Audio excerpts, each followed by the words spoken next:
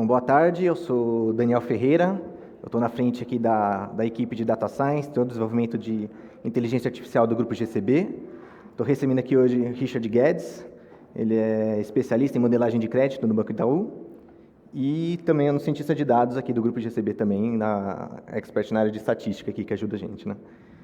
E o intuito dessa conversa, mais um bate-papo, não muito uma entrevista, é a gente introduzir para vocês o que a gente faz com a inteligência artificial na GCB, em que ponto que a gente está, onde a gente vai chegar, e tentar desmistificar um pouco, né, o que é essa caixa preta que o pessoal fala sobre inteligência artificial, principalmente em crédito, né?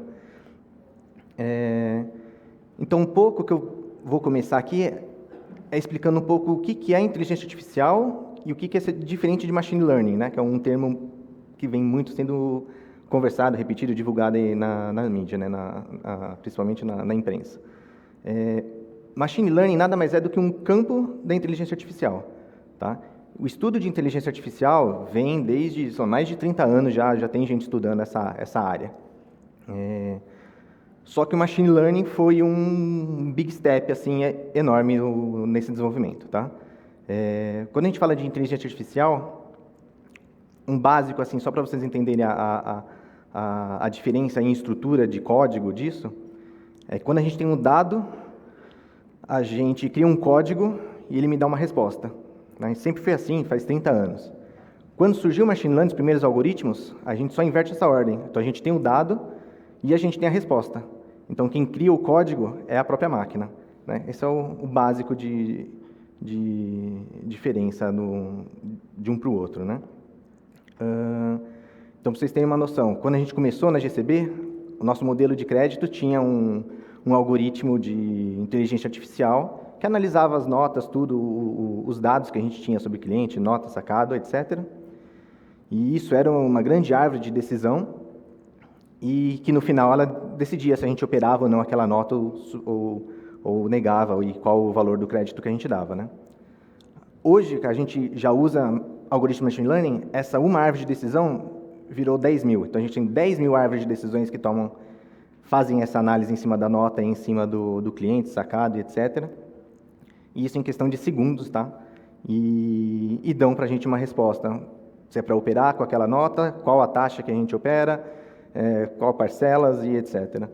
Então, a grosso modo, isso é a principal diferença, né? Do onde a gente estava, para onde a gente está, e isso é só metade do caminho. A gente ainda vai passar para redes neurais e que tem muito mais eficiência, só que isso leva muito mais estudo e a gente está investindo, né, o grupo GCB tem investindo muito nessa área para a gente conseguir chegar nesse ponto. Falando nisso tudo, um ponto muito importante no desenvolvimento é a nossa matéria-prima, que são dados, né? E a importância do dado em si, né? Eu acho que até o Gabriel pode falar um pouco nesse sentido, sobre como que é importante os dados em si que a gente tem, né? Se eles são brutos, se não são, de onde eles vêm e principalmente o viés dos dados, né?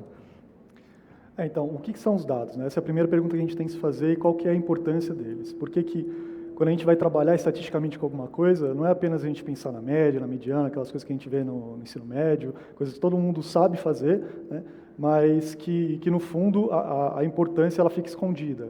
E a importância, de fato, está na pergunta que você vai fazer para os seus dados, né? Porque você vai ter um conjunto e quanto mais você acumula dados, mais informações, até a gente chama de linhas e colunas, ou seja, quantidade de variáveis que você está trabalhando, quantidade de informação em relação a essas variáveis, o que você tem que pensar sempre é que tipo de pergunta eu vou fazer, né? Como é que eu preciso trabalhar com esses dados e qual é o tipo de resposta que esses dados vão me dar. Então, quando você tem um conjunto, por exemplo, você vai trabalhar com clientes e você quer saber se ele vai te dar um default ou não. Como é que você vai adivinhar isso? Você vai utilizar, por exemplo, o endereço dele? Pode ser uma variável importante. Você vai utilizar, por exemplo, o sexo dele, a altura dele, onde ele faz as compras, o faturamento. Então, você começa a ter uma quantidade imensa de variáveis que, às vezes, você não tem o cerne, você não tem o núcleo do que realmente você precisa. Então, essa é a importância de quando você vai tomar essas variáveis. Porque informação você pode pegar um monte, mas para traduzir elas, você precisa, de fato, saber quais são as perguntas que você quer fazer ou não. Por exemplo, um caso interessante, só para ter uma ideia de quais são as perguntas, ou o que aqueles dados estão dizendo para a gente, A gente pode até pensar, por exemplo, na Segunda Guerra, teve casos dos aviões que estavam voltando para a Inglaterra, como é que você saberia, né, quais os lugares você precisa proteger melhor do seu avião? Em princípio, a resposta é: protege tudo, vamos deixar o avião mais blindado possível, que não vai ter problema, só que você vai ter N problemas associados a isso. Em geral, esses são os problemas quando a gente encara os dados, né? A gente tem que fazer um trade-off de alguma coisa. A gente não pode simplesmente reduzir toda a originação que a gente poderia ter, por exemplo, dos nossos clientes para ter uma adimplência de 100%, né? Não tem como fazer isso, então a gente tem que ter um trade-off. E nesse caso do avião é curioso, porque os aviões que voltavam, eles tinham marcas de balas em lugares específicos. Talvez a primeira coisa que a gente se pergunte é: poxa, então onde que eu vou colocar a proteção? Onde está tendo mais bala. Esse talvez seja a resposta mais iminente que você tem, ou a intuição, e seria uma resposta errada, porque você fez a pergunta errada, né? Porque os dados que você está tendo são os dados do quê? Dos aviões que estão voltando. Então, esses aviões que tinham as marcas de bala nesses lugares específicos eram justamente onde os aviões, em princípio, poderiam levar os tiros, e eles ainda poderiam retornar. Então, quando você vai fazer uma pergunta para os seus dados, você tem que saber que tipo de pergunta você está fazendo e qual é esse nicho de informação que você está tendo, né? Então, se eu estou analisando, por exemplo, os clientes que vão ter default, mas eu só tenho dados de clientes que nunca deram default, que nunca deram inadimplência, então eu não vou saber qual que é o comportamento dos clientes que são inadimplentes. Então, eu tenho que perguntar para esses dados como é que eu vou analisar a qualidade desses clientes. Então, não necessariamente a chance de default do cliente, mas quais são os dados mais importantes que eu preciso buscar em outros clientes, em outros dados que eu nunca fui atrás ou eu nunca vi, né? Então, Boa. aí, basicamente, essa é uma das partes mais importantes para os dados. É que tipo de pergunta eu vou fazer e qual é o tipo de resposta que aqueles dados podem me dar. Porque não adianta a gente fazer qualquer pergunta para qualquer conjunto de dados, né? Boa. E um ponto interessante também é justamente quando a gente vai trabalhar com dados, principalmente com modelagem de machine learning, se eu tiver um grupo perfeito de clientes que pagam sempre, a machine learning não está aprendendo nada, né? Então, você precisa ter um pouco de risco para ter a galera que dá default, né? Para você ter com que o seu algoritmo aprenda. Então, se você tiver lá uma carteira perfeita com 100 clientes que sempre pagam tudo, putz, o seu negócio foi muito bem sem usar machine learning, né? Tipo, porque a machine learning não está aprendendo nada com aquele ponto. Agora, o que a gente faz aqui na GCB é justamente a gente ter esse crescimento, um crescimento controlado, para a gente ter o melhor modelo de machine learning. A gente tem muito dado de clientes antigos e novos, e são esses dados que valem ouro, né? Então, por exemplo, se uma outra empresa me contratar para criar o mesmo modelo que eu faço aqui hoje, sei lá, uma concorrente, eu não conseguiria, justamente porque os dados que a GCB tem, não sei nem falar quanto que valem hoje, e é em cima deles que a gente trabalha, né? Então, por isso é muito importante a gente ter essa parte de variedade, quantidade, e principalmente a parte de segurança de dados, né? Manter na empresa. E puxando já esse assunto, Richard, o que você acha que é mais importante, a qualidade ou a quantidade? Sem dúvida vai ser a qualidade dos dados, né? E a gente pode até citar alguns exemplos aqui em relação à corrida presencial. Foi na época de Roosevelt e de Landon, tinham dois grandes jornais na época que queriam acertar, né, quem que ia ganhar aquela corrida presencial. E aí um dos jornais focou muito em quantidade. Daí, saiu perguntando para todo mundo. Todo mundo que era assinante do jornal, todo mundo que tinha telefone em casa, isso lá nos anos 50, 60, né? Então, conseguiu resposta de muita gente mesmo. Tem muita informação, muita quantidade de informação. E aí, por causa dessa quantidade de informação, eles estavam com a previsão de que Landon ia ganhar. Mas um outro jornal focou em qualidade. Então, ele buscou fazer uma amostra que fosse representativa da população americana. E em vez de perguntar para 2 milhões de pessoas, eles perguntaram para cerca de 50 mil. O custo dessa pesquisa foi bem menor, né? Uma coisa é você perguntar para 2 milhões de pessoas, sair ligando, mandando carta, esse tipo de coisa. Outra coisa é você falar com 50 mil. E esses 50 mil foi realmente representativo. Eles conseguiram acertar que Roosevelt ia ganhar. Então, com esse cenário que a gente vê muito claramente que o que de fato importa com a modelagem não é a quantidade, é a qualidade, né? Hoje em dia a gente vive num mundo de Big Data, a gente, a cada segundo, a cada minuto aqui, milhões e milhões de mensagens são trocadas. Mas se o dado que a gente tiver não for de qualidade, não importa a quantidade que a gente tenha. A gente tem que realmente ter uma qualidade boa ali. Para não inserir nenhum tipo de viés também no modelo, para fazer com que o modelo aprenda realmente da forma mais adequada. Boa. Assim, imagina você trabalha no Itaú, há anos aí já, você tem muito mais acesso a muito mais dados do que a gente, certo? E qual que seria a dificuldade, que principais dificuldades você tem na hora de usar esses dados para modelar, voltado para modelagem voltada para crédito? Boa pergunta. Eu diria que a principal dificuldade hoje é justamente em relação ao viés, né? Porque, por exemplo, a gente consegue ter a variável resposta das pessoas. A variável resposta é quando a gente sabe quem entrou em inadimplência ou não. E a gente sabe quem entrou em inadimplência ou não, quem contratou crédito no Itaú. Então a gente sabe disso. Putz, então vamos supor que o Daniel contratou um cartão de crédito, contratou um financiamento imobiliário. A gente sabe se ele entrou em default ou não nos próximos 12 meses, por exemplo. Mas e se por acaso eu neguei o Daniel quando ele pediu crédito a mim? Eu não vou saber qual que é a variável resposta dele. Então eu não consigo entender qual que seria o comportamento dele se ele tivesse tomado crédito. E aí existe uma série de coisas que a gente pode fazer. A gente pode olhar para o Bacen, pode olhar para o cadastro positivo, etc. Mas sempre vai existir algum tipo de viés. A gente tenta sempre minimizar esse viés.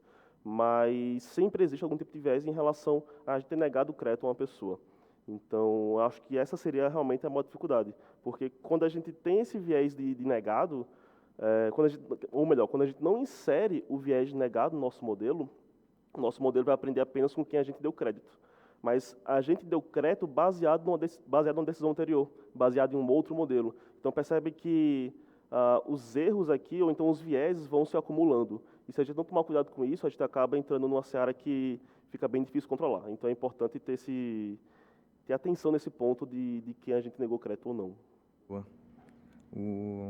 Bom, voltando para o grupo GCB, o que a gente tem feito muito é tomar riscos controlados, né? Então, por exemplo, a gente tinha uma gama de clientes de determinado ramo que a gente operava, que a gente trabalhava com eles, e a nossa ideia é expandir, e a gente tem feito essa expansão de modo controlado, então vão entrando clientes de ramos diferentes de pouquinho em pouquinho, justamente para a gente ter aquele retreino do modelo cada vez que a gente vai tendo clientes novos, clientes de visões diferentes, de mundos diferentes, e a GCB tem feito um trabalho muito top em relação a isso. A gente está crescendo muito rápido e a gente tinha 2 modelos no início, hoje a gente já tem 5 e no final do ano a ideia é a gente ter em torno de 13.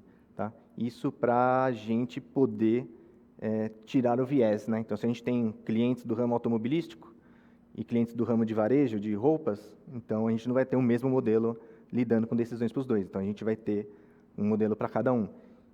E isso a gente depende de dados, né? Então, conforme a gente vai crescendo a quantidade de clientes, a gente vai tendo mais dados, a gente consegue segmentar melhor os nossos clientes e fazer modelos mais assertivos de cada um. E, poxa, com o crescimento que a gente está tendo aí, não duvido nada que até o final do ano a gente tenha uns 50 modelos fácil aí.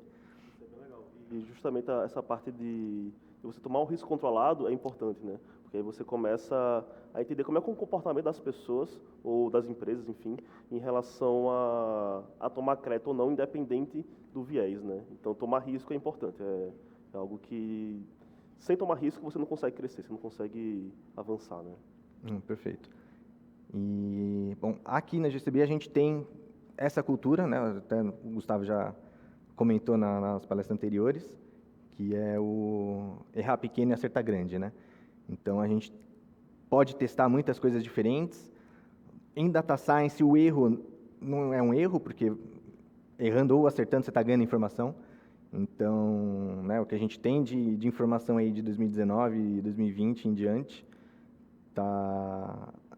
os erros, na verdade, viraram pontos para a gente poder trabalhar com isso, né?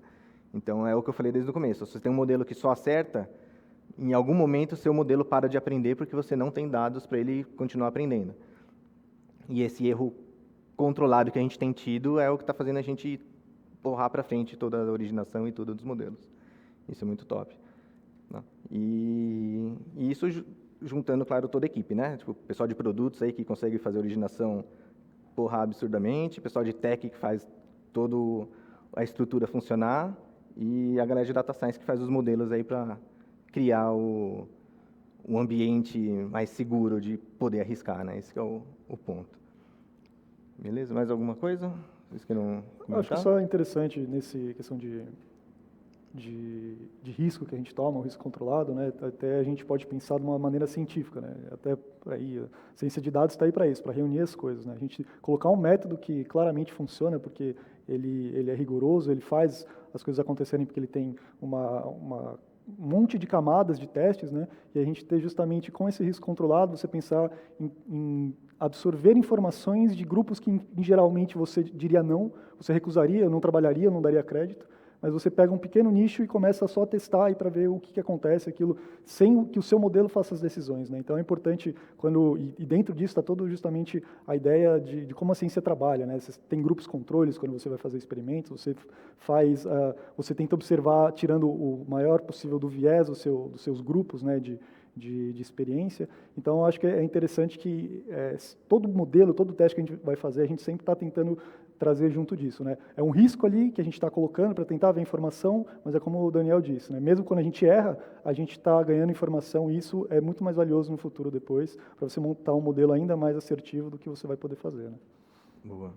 Richard? Uma coisa legal também no comentário é que o modelo nunca vai estar perfeito, né? Se o modelo está perfeito, é uma coisa estranha.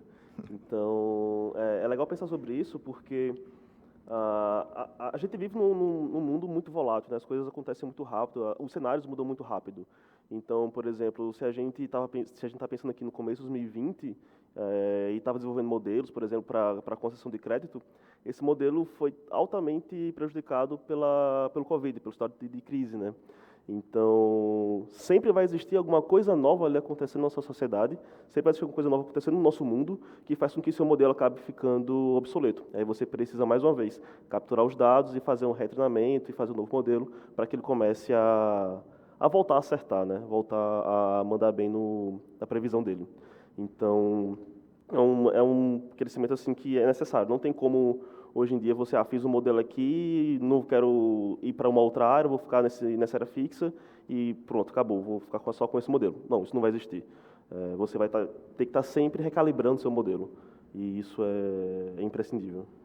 Boa. Acho que é isso da nossa parte. E se alguém quiser fazer alguma pergunta, a gente pode abrir.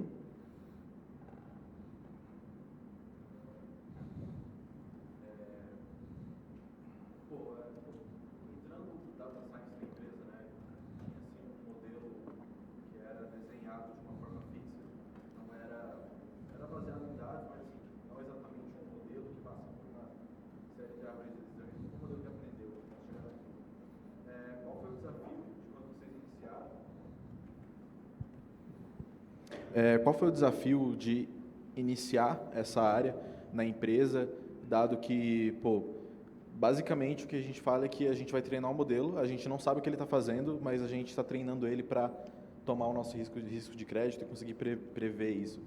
Isso foi difícil de introduzir no início, teve que haver muita explicação, enfim, tentar deixar isso claro para a galera, ou teve resistência ou foi bem tranquilo? Tá. O pessoal de tech sabe que quando eu entrei, começar a colocar essa cultura de data science no meio de algoritmos fixos, vamos dizer assim, né? Foi meio difícil, então teve um pouco de resistência, porque não entendia direito como que o processo era feito e não tem como explicar 100% como que o processo é feito, né? Então, por exemplo, a gente antes era uma árvore de decisão, então uma árvore de decisão enorme, que quebrava em, não lembro lá quantos ramos, 20 talvez, alguma coisa assim. E quando a gente entrou criando um modelo de machine learning que criava essas 10 mil árvores que hoje a gente usa para tomar as decisões, a gente não tinha como olhar, na verdade até tinha, né, como olhar as 10 mil árvores, ia levar muito tempo, mas o que a gente tem ali é uma noção. Então, a gente sabe quais são os dados que estão entrando no modelo, a gente sabe qual é o conceito que ele usa por, né, importância dos dados, tudo nas divisões das árvores. Então, a gente tem uma noção do que ele está fazendo. O que ele está fazendo 100%, a gente poderia olhar se a gente tivesse o tempo para olhar essas 10 mil árvores. E aí tem alguns modelos que a gente consegue entender o que ele faz, tá? Por princípio, a gente te explica, né, como que funciona cada um dos modelos. Tem mais de 30 diferentes. Só que tem alguns que são realmente uma verdadeira caixa preta. E no início, quando começou a surgir essa onda de machine learning, tinha muita resistência do pessoal, principalmente o pessoal de cima, né? Porque queria entender o que foi feito, e se ele não entendesse o que estava acontecendo ali dentro, ele não usava e dropava a ideia, né? E, pô, ano após ano, mês após mês, após dia, veio se mostrando que isso funciona, é eficaz, e esse preconceito foi caindo cada vez mais. Então, tem uma galera já deixando de exigir 100% de entendimento sobre o que acontece, né? O que a gente consegue é te falar, ó, é isso que ele faz, na teoria. As contas, por exemplo, modelo de rede neural, por exemplo, né? Que a gente cria camadas e camadas de neurônios lá. Eu te explico como que eles chegam nas contas. Agora, os valores certos das contas, eu não tenho como olhar, né? Então, esse que é a caixa preta. Mas, com o tempo, isso está perdendo, e já veio perdendo bastante o preconceito. Então, a galera tem tido um pouco de fé, vamos dizer assim, né? Nesses modelos. Ele vai complementar aqui. O ganho que o machine learning se paga, né? Quando você usa um machine learning assim, algo mais avançado, mais na ponta, ele vai te pagar lá na ponta, ele vai te pagar lá na tua operação. O ganho de discriminação vai compensar. Então, por mais que a pessoa tenha um certo receio ali não sei exatamente o que está acontecendo, eu tenho uma ideia, mas não sei exatamente, mas esse medo acaba indo por terra abaixo quando você começa a ver o resultado do seu modelo, o resultado do seu projeto. Então, por exemplo, quando eu entrei no banco, era engraçado porque eu entrei como cientista de dados e eu sempre ouvia falar que no banco a galera não usava machine learning para conceder crédito, por exemplo. Era sempre na base da regressão logística, da estatística, porque com isso você consegue entender perfeitamente bem como é que seu modelo está concedendo crédito. Mas eu confesso que eu, particularmente, nunca fiz um modelo de regressão logística no banco. Todos os modelos foram feitos com machine learning, né? Então, é uma coisa que realmente se paga, né? Realmente traz benefícios e por que não usar? E hoje em dia a gente até tem algumas ferramentas que ajudam a explicar, né? Então, você não vai ter uma noção perfeita como o seu modelo está se comportando, como você tem com a regressão logística, por exemplo, mas você consegue ter uma ideia de, por exemplo, essa variável aqui é mais importante que essa, se essa pessoa, por exemplo, faz mais contratações de cheque especial, ela tem uma maior chance de entrar na inadimplência, por exemplo, e você consegue entender que o seu modelo está fazendo isso ou outra coisa, né, por meio dessas ferramentas explicativas. Então, é uma coisa que vem ganhando também muito campo nos últimos anos, essa questão de explicabilidade de modelos, e é uma área que é bem promissora. Boa. Mais alguma?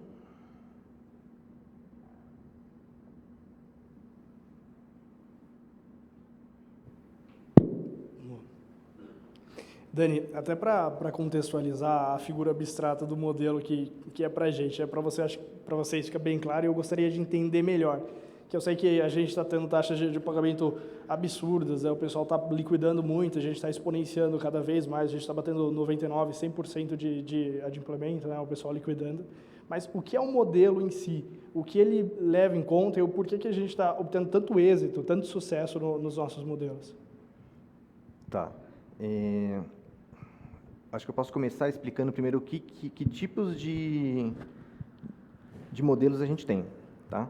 Então, a gente tem modelos supervisionados, tem modelos não supervisionados e tem modelos de aprendizagem por reforço, tá? O que seria isso? O supervisionado nada mais é do que você ter uma tabela onde você tem o dado e a resposta, tá? Esses são os melhores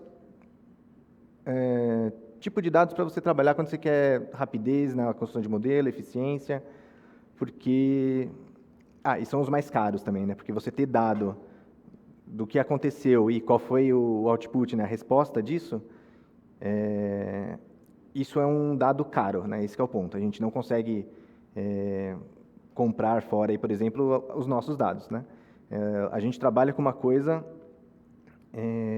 praticamente única, que só o nosso tem dado certo, praticamente. Então, esses dados valem milhões, posso falar assim, né? E esse supervisionado é isso, você ter os dados e a resposta. Você pode ter só dados, sem uma resposta. E você pode fazer um modelo de aprendizagem por reforço, que esses são os modelos mais tops que eu gosto, que eles aprendem sozinhos, esse que é o ponto. E quando você tem esse tipo de modelo voltado para o supervisionado, a gente tem um pool de modelos que a gente pode usar em cima deles, né? E aí o que a gente faz para a gente escolher qual modelo a gente utilizar é teste, esse que é o ponto. Então, a gente conhece 30, 40 tipos de modelos, a gente simplesmente testa tudo, por isso que fala que é ciência de dados, né? Tipo, é uma área de pesquisa, praticamente. Né? Então, a gente tem, eu sei que tem árvore de decisão. Árvore de decisões, eu tenho vários modelos diferentes baseados em árvore de decisão. Eu tenho vários modelos diferentes baseados em regressão logística. Então, a gente testa praticamente tudo, né? Ter experiência no ramo ajuda a gente a eliminar o que a gente já sabe que provavelmente não vai dar certo, né? Então, desses 40, 50 modelos que a gente tem disponível, a gente já elimina 20 e testa os outros 20, vê o que sai melhor, e aí o que for saindo melhor a gente vai lapidando, lapidando, lapidando até chegar no modelo perfeito. Esse mais o processo de escolha do modelo e tudo que a gente faz. Né? Pode. Coisa, em relação a essa questão dos dados, né? Quando a gente... O dado é realmente... quando a gente pensa em modelagem, inteligência... Voltando um pouquinho naquela primeira pergunta de diferença entre inteligência artificial e machine learning, né? Na inteligência artificial, a gente tem basicamente 4 áreas, que são você pensar como um ser humano, você agir como um ser humano, você pensar racionalmente e você agir racionalmente. E uma coisa legal é que o machine learning está nesse último, de agir racionalmente, né? Porque muitas vezes a gente, como ser humano, a gente carrega um monte de viés. A gente carrega... As nossas ações, elas são envolvidas, elas são afetadas pelas nossas emoções, os nossos pensamentos também, né? Pelo que a gente viveu. Então, quando a gente está pensando como humano, ou agindo como humano, a gente vai ter algum viés que pode, se a gente pegasse o modelo, por exemplo, desse agir racionalmente, a gente poderia acabar afetando ali a produção da operação, né? Mas quando a gente age racionalmente, a gente vai agir racionalmente olhando para os dados que a gente tem. Então o modelo vai ser basicamente isso, ele vai olhar para os dados que você tem do passado, por isso que a gente sempre fala de viés, essa questão de, putz, eu tenho que olhar também para o negado, tenho que olhar também para quem entrou em inadimplência, esse tipo de coisa, porque a gente vai olhar para esses dados do passado e a partir deles a gente vai encontrar alguns padrões. Esses padrões é o que a gente chama de modelo, né? O que a gente entende como modelo. Então, putz, eu sei aqui que todo mundo que contratou cheque especial nos últimos 3 meses, por exemplo, acabou entrando na inadimplência porque a pessoa teve alguma complicação financeira. Então, putz, dado que todo mundo que contratou cheque especial entrou em inadimplência depois, então eu sei que essa variável aqui é uma variável importante. Então, eu começo a quebrar os dados dessa forma, sabe? E começo a achar esses padrões. Esse padrão que eu falei aqui agora, por exemplo, é muito a ver com a árvore de decisão. Ela faz algo bem parecido com isso. Ela vai quebrando, vai quebrando, vai quebrando, até chegar num ramo assim perfeito, sabe? Que, putz, se acontecem essas regras aqui, todo mundo entrou em inadimplência, se acontece essa outra série de regras aqui, ninguém entrou em inadimplência. Mas existem, como o Dan falou, várias outras técnicas, como regressão logística, regressão orais, que elas procuram fazer outros approaches. E uma coisa legal de comentar é que cada um desses modelos, eles olham para o problema de um ângulo de vista, de um ponto de vista, né? Então, às vezes, é até legal você aplicar vários modelos diferentes para o mesmo problema, porque você está olhando para o mesmo problema de vários ângulos, e aí você consegue ter uma visão mais macro do todo, né? Então, é uma coisa que é legal também. Então, basicamente, o modelo é isso, né? É você olhar para os dados do passado, e aí você tem que ter ciência se eles têm viés ou não, e a partir desses dados você vai aprender. E uma coisa legal de comentar também sobre variável resposta, né? O Dan falou que variável resposta vale milhões, e de fato vale milhões, né? E por que a gente usa muito mais modelos de aprendizado supervisionado, esses modelos que têm variável resposta? Isso é porque a gente consegue metrificar, a gente consegue medir o quanto o modelo da gente está acertando. Porque imagina aí, eu fiz um modelo aqui, eu vou colocar em produção, mas eu não sei qual que é a taxa de acerto dele. Eu não sei quanto que ele vai acertar lá na ponta. Eu vou tomar esse risco? Tudo bem que a gente precisa tomar risco para crescer, a gente comentou sobre isso, né? Mas eu estou cego, sabe? Eu estou totalmente cego aqui. Então, quando a gente tem um modelo supervisionado com variável resposta, a gente consegue olhar aqui, eu consigo fazer uma simulação de que como é que minha produção se comportaria se eu estivesse usando esse meu modelo novo. Então, putz, antigamente minha produção estava acertando, sei lá, 50% dos casos, e agora com o modelo novo está acertando 70%. Então, teve um incremento aqui de 20%, sabe? Então, eu consigo entender, consigo minimizar, mitigar os riscos que a gente tem na operação. E é por isso que esses modelos supervisionados são os mais usados, porque a gente consegue metrificar isso bem. Só para ter uma ideia, assim, um fato rápido, o Google, por exemplo, está o tempo todo pedindo variável resposta para a gente. Sabe quando a gente faz aqueles captchas para voltar, por exemplo, sei lá, no Big Brother, alguma coisa assim. Então, você tem que colocar onde é que tem hidrante, onde é que tem faixa do pedestre, etc. Né? Então, basicamente, o Google não está verificando se você é ser humano ou não, se você acerta onde tem hidrante ou não. Ele está verificando se você é ser humano ou não pelo movimento do seu mouse. E aí, se pelo movimento do mouse ele identificou que você é um ser humano, onde você clicar, ele vai entender que tem um hidrante. Ele está criando variável resposta para os modelos do Google, por exemplo. E não é só dessa forma que o Google faz isso, por exemplo. Né? Tem um outro caso legal, que eles têm alguns centros espalhados pelo mundo. Né? Normalmente em países que a mão de obra é bem barata. Então, eles literalmente empregam pessoas para ficar marcando nas fotos se tem cachorro, se tem gato, esse tipo de coisa. Porque, a partir daí, eles começam a criar variáveis resposta para os modelos deles. E aí, putz, se o Google monta todo um centro só para pessoas ficarem clicando se tem gato ou cachorro, então é porque o negócio realmente traz muito valor, sabe? Então, basicamente, modelo é isso, é você ter dado e você ter várias modelos supervisionados, é você ter dado várias respostas para fazer previsões. Boa. A gente tem algum caso de alguma coisa que a gente passou a considerar numa NF que mudou, não, mesmo que não substancialmente, mas que alterou a liquidez das nossas operações? De repente uma barra, alguma coisa, só para entender a fundo na nossa operação, casos como esse, por exemplo, que ele citou, de pessoas que pegam crédito pessoal. Tá.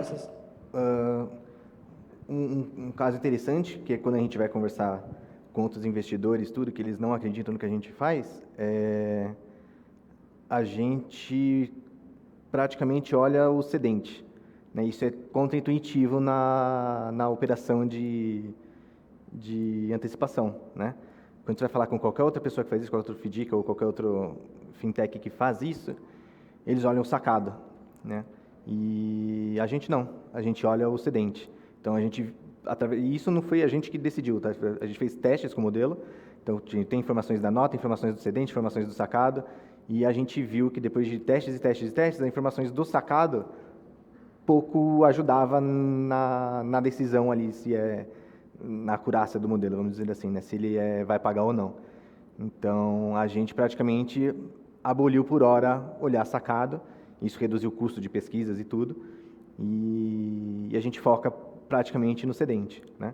E com esse pensamento a gente consegue matar 2 pontos aí logo de uma vez, né? Que é fraude, né?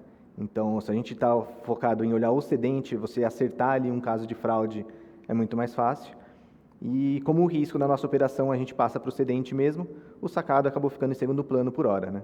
E quando eu digo por hora, porque, eu falei, tudo é mutável. Né? Se em algum momento a gente conseguir pegar mais dados e os dados começar a falar que agora é hora de olhar o sacado, a gente passa a olhar o sacado.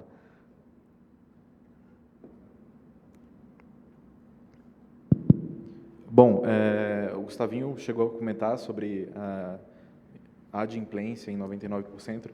Eu queria mais detalhes. A gente, desde que parou de usar um modelo estático e passou a usar o modelo que vocês criaram, qual foi o nosso crescimento? O que a gente melhorou?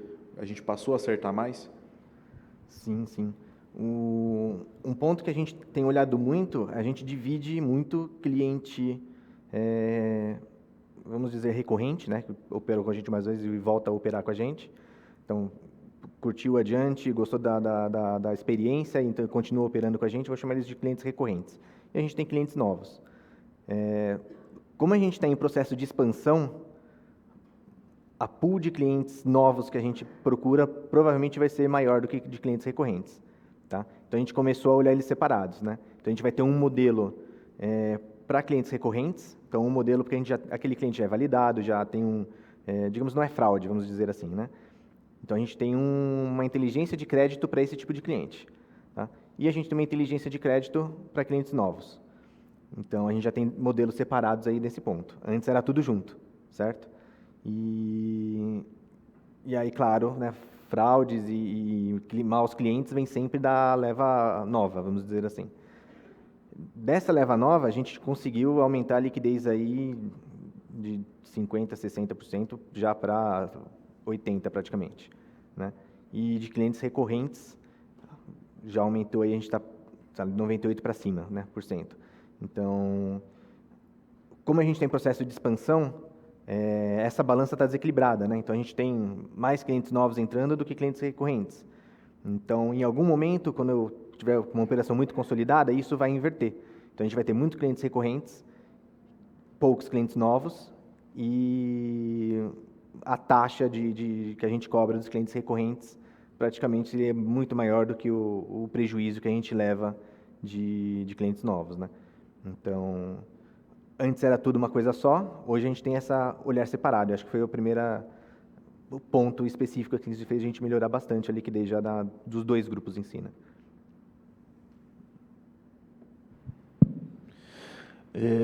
Eu queria saber, do seu ponto de vista, do ponto de vista da equipe, qual hoje é o maior desafio que vocês encontram para os próximos meses?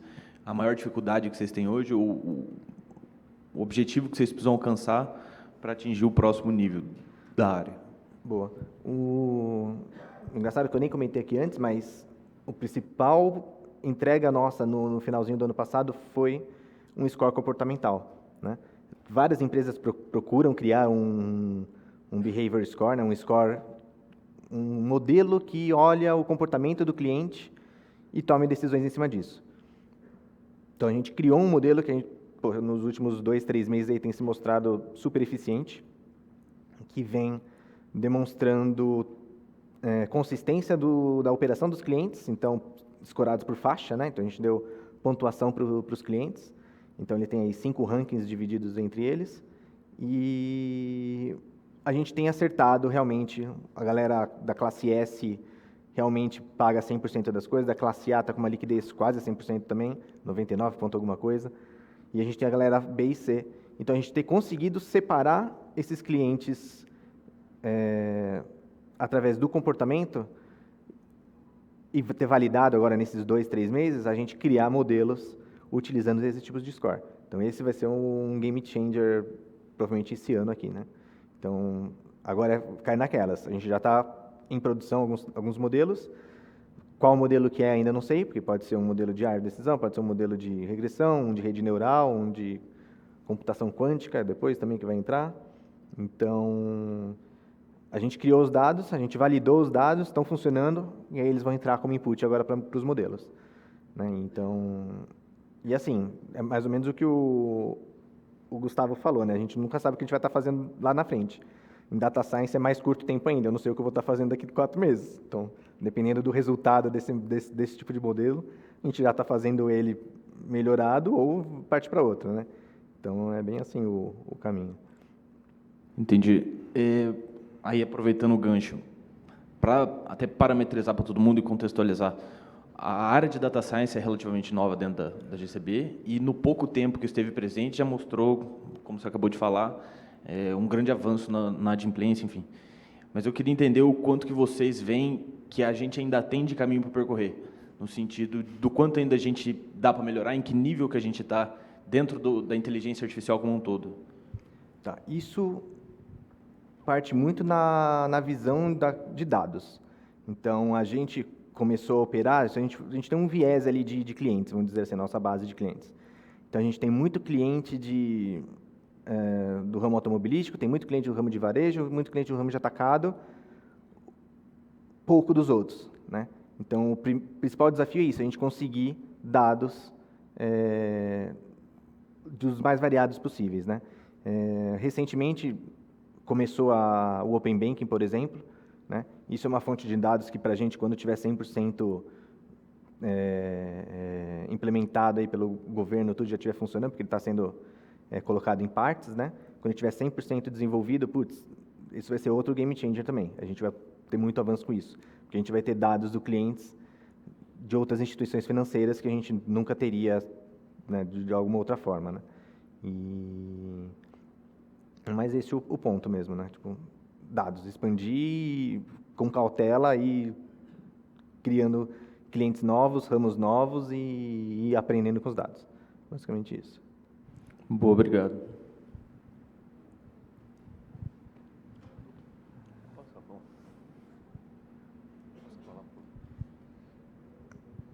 Alguém perguntou primeiro? Acho que não. Ah, tá. Boa tarde, gente. Pegando o gancho do fato de informação valer muito dinheiro e do Open Banking, então, no ambiente que o Open Banking está sendo implementado, a gente está adotando o SR agora, por exemplo, dentro da nossa plataforma, não tem uma tendência de padronização dos modelos pelas instituições terem acesso aos mesmos dados? E se há essa tendência, como a gente se diferencia? Tá. Instituições financeiras, basicamente, tiveram sempre acesso a esses dados. Então, na verdade, o que está acontecendo é a gente que é de fora começar a ter acesso a eles, né? Então, por exemplo, a gente faz toda uma operação sem esses dados, né? Então, a gente faz toda uma pesquisa de dados à parte, a gente tem sei lá, a gente já deve estar chegando em mais de 500 dados de cada usuário, né, de cada cliente, e esses são dados que a gente usa, digamos assim, a gente captura pensando fora da caixa, tá? Se a gente fosse usar os mesmos dados que as instituições financeiras têm, a gente teria não seria um viés, mas a gente teria o mesmo tipo de modelo, né? E o que faz a gente ser diferente é justamente esse leque de olhares que a gente tem para fora, né? Do que eles pensam. A gente não olha só quanto de crédito ele tem tomado, a gente olha... Você tem noção, a gente está olhando, por exemplo, uma imagem do Google Maps da empresa com uma análise de rede neural em volta de como que é a área que a empresa se encontra, entendeu? Então, a gente tem muitas coisas diferentes do que eles têm e, na verdade, com o Open Banking, a gente só vai ter mais dados que eles já tinham e era só deles, né? Esse que é o ponto. Isso vai trazer para a gente e vai dar muito mais segurança e atividade nos tipos de dados, né? Pode falar. Tem um complemento também nisso, entra justamente na qualidade dos dados. Mesmo que todo mundo tenha acesso aos mesmos dados, as perguntas que você fizer que vão fazer diferença na hora que você for construir um modelo.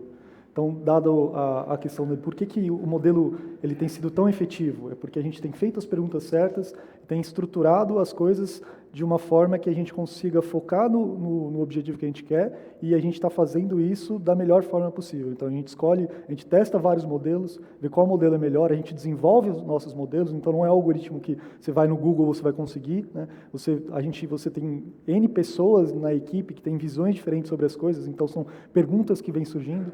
Então, acho que a melhor resposta para isso é justamente qual o grupo que vai conseguir fazer a melhor pergunta daqueles dados e vai conseguir transformar aquelas variáveis de outras formas, né? Porque você pode ter N variáveis, só que a forma como você trata elas e como você estrutura suas perguntas é que vão fazer o diferencial daquele seu modelo e da sua empresa crescer ou não, né? Boa. É que hoje em dia a gente tem cadastro positivo, etc. E basicamente existem 3 birôs que recebem dados de cadastro positivo e são os mesmos dados. Então, por exemplo, o Itaú, o Bradesco vai reportar dado de cadastro positivo, eles reportam o mesmo dado, tanto para a BVS, quanto para a Serasa, quanto para a COD. E a gente percebe, por exemplo, que apesar deles receberem os mesmos dados, eles fazem modelos diferentes, né? E eles retornam coisas diferentes para as instituições financeiras. Então, percebo que eles recebem o mesmo dado, mas as perguntas que eles fazem são outras perguntas. A gente vê claramente isso quando a gente está observando o que eles nos fornecem. Porque eles não fornecem para a gente o dado puro, né? Na lei do cadastro positivo, o cadastro positivo pode fornecer informação mascarada de modelo para qualquer pessoa, para qualquer instituição financeira de qualquer pessoa, mas o dado aberto mesmo, para saber quanto eu movimentei na minha conta, por exemplo, só se a pessoa der o opt-in. Então, normalmente a gente recebe o score completo e aí a gente compara entre esses 3 fornecedores, por exemplo, e a gente vê que existem diferenças entre eles, né? Justamente por causa disso que ele falou ali, em relação às perguntas que as pessoas fazem aos dados. Boa. O modo que vocês tratam os dados com a Lei Geral de Proteção de Dados mudou muita coisa? Como vocês têm que gerenciar isso ou melhorou em vez de dificultar o trabalho de vocês? Tá. Dificulta quando a gente tem... Uma das opções que a gente tem para conseguir dados é comprar dados, né? Esse ponto dificultou a gente. Então, por exemplo, a gente teria várias bureaus de crédito ou outras parcerias que a gente tem, que eles poderiam fornecer esses dados brutos para a gente, só que por causa da LGPD eles não podem fornecer esses dados brutos para a gente, eles fornecem a análise. Então, por exemplo, eu posso bater numa parceria X aqui, um CPF, um CNPJ de uma pessoa, antes ela poderia me passar, putz, quantos funcionários tem, se tem filhos, se não tem, etc. Informações mais específicas. Hoje ela já não pode. Então, ela só me devolve a análise que ela te dá disso. E aí, isso, às vezes ajuda, às vezes não ajuda. Eu gostaria de ter os dados brutos, porque a gente poderia tratar os dados dentro de casa do melhor jeito possível. A gente não sabe como que eles fazem a modelagem, como que eles fazem o negócio, mas eles devolvem um score, né? Então, como a gente não tem esses dados, a gente acaba tendo que se basear de que, né, tem um pouco de fé de que o modelo deles está bem feito, está correto, não tem nenhum viés, e a gente usar aquele score que ele devolveu para a gente, né? Mas eu gostaria muito de ter os dados brutos e a gente não pode mais ter essa troca livre, né? A menos que o cliente aceite. Pessoal, primeiro eu queria parabenizar vocês e agradecer também pelo conhecimento que vocês estão compartilhando aqui. Eu, particularmente, não sei muito sobre dados, data science e inteligência artificial, né? Eu sei mais do que a gente discute, eu leio, mas mesmo assim é um mundo muito, muito amplo.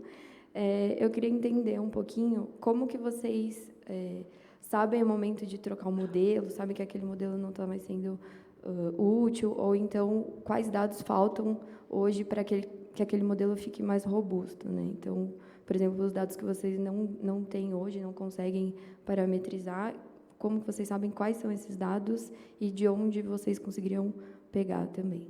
Obrigada. Entendi. Então, quando começou, a gente não tinha modelo de machine learning, né?